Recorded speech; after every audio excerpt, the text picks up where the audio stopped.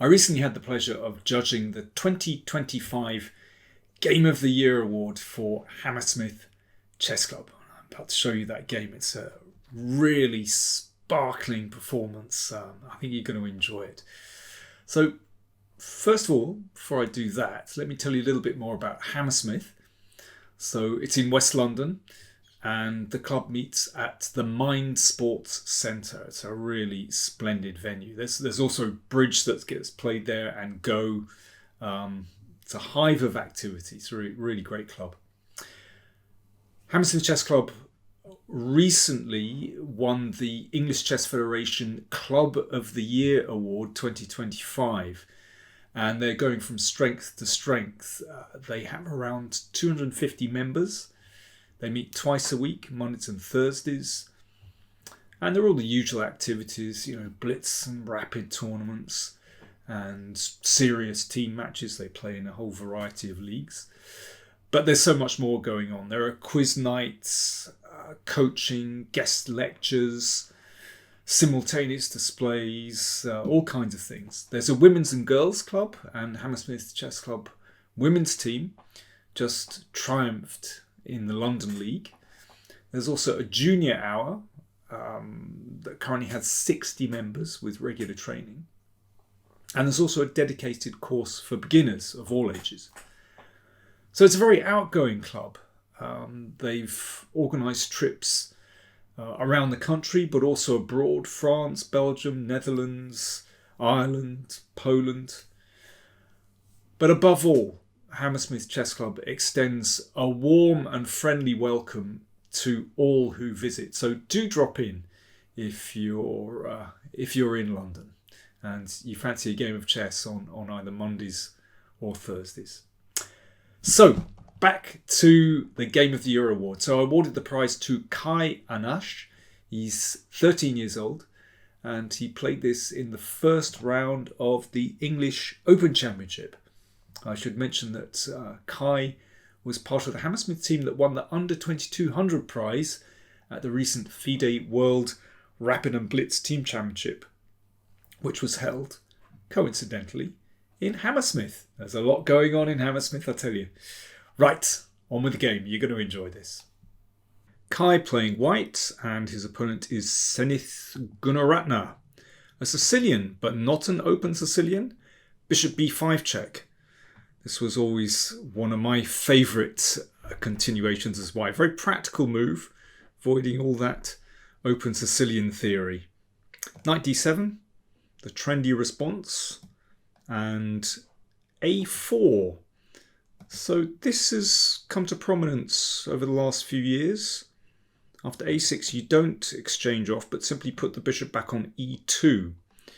And white tries to take advantage of the fact that this knight is on d7 and so doesn't have as much influence over the d4 square. e6, I would say, is already a little bit inaccurate. I prefer b6 and then, well, usually d4 and queen takes d4 and so on. The problem with e6 is that white plays a5.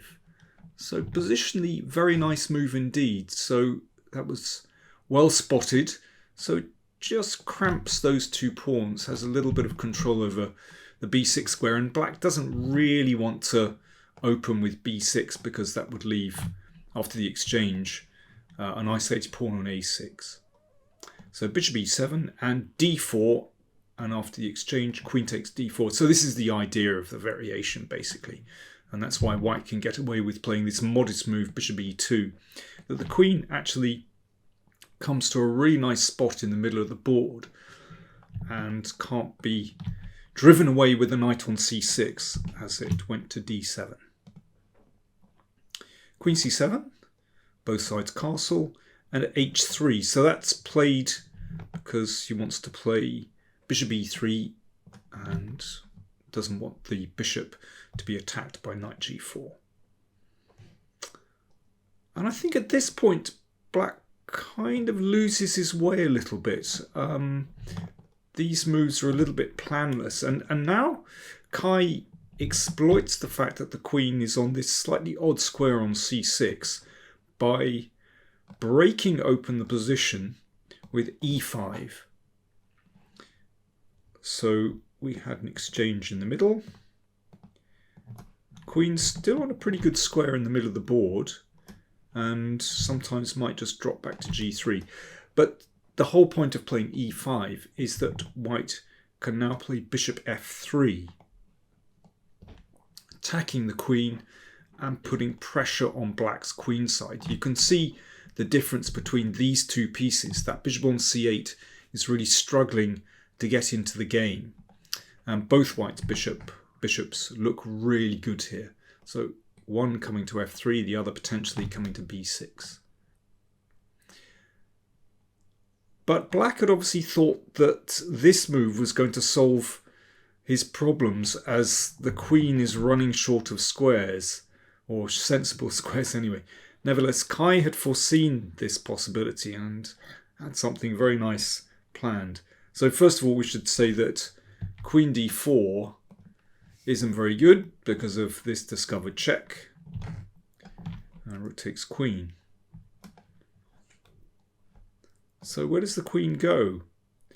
Well, there is a sort of get-out clause with bishop f3, but after queen c7, black is going to be okay. But Kai had seen this in advance and prepared this move, bishop f4. It's a beautiful move.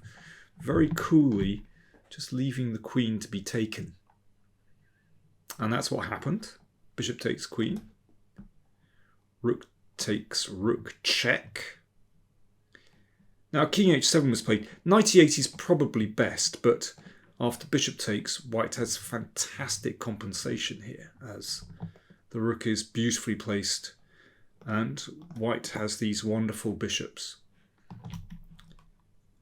But king h7 was played instead. Now, this next move is very clever. If bishop takes bishop immediately, in fact, after knight d7, black is fighting on. It's actually not so clear. But this is a very clever check. So it forces g6, and only then bishop takes bishop. And you can see that these dark squares on the king's side are terribly weak. So, for example, if, well, knight d7, obviously rook h8 is mate. So the knight has to fall back to the back rank. So knight g8, this is the game continuation. Knight e4 is a very nice follow-up. So there's a very clear threat here. White wants to play knight f6. Okay, let me make a random move here. I don't know, I can't think of a random move actually. But anyway, white is threatening knight f6, an exchange, and then rook h8 will be mate. So that's why b5 was played. And again, this next move is very precise. So if knight f6 straight away, this would be a big mistake. Threat is rook h8, but then bishop b7 guards and threatens mate, and this turns the tables completely actually. After this, in fact, black would be better. The queen comes into its own, and the king has escaped. So what did white play now? You can have a quick think if you like. Rook f8. Very attractive move. So threatening rook f7 mate. And if rook a7 with the rook off the 8th rank, then knight f6 really is winning, and mate with rook h8.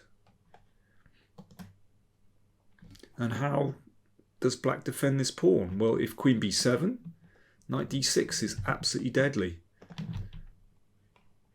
And if f6, this really doesn't help, because after this, that's another very attractive checkmating pattern. So in the game, queen d7 was played.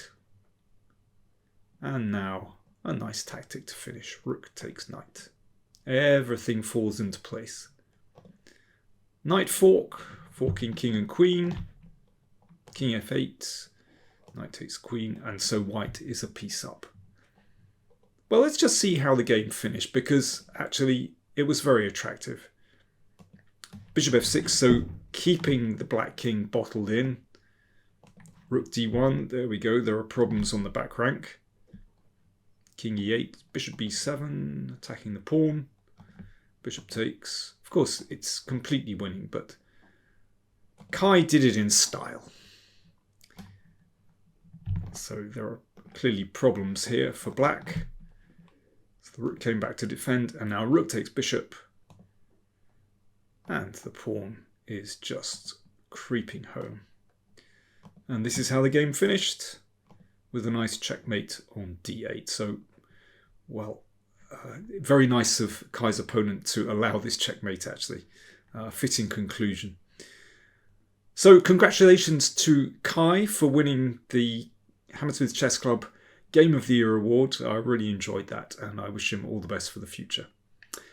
And let me say again, I warmly recommend anyone who's visiting London to drop into the club, or indeed if you live in West London and you want to join a new chess club, there's a lot going on in Hammersmith. They meet on Mondays and Thursdays. Thanks for watching.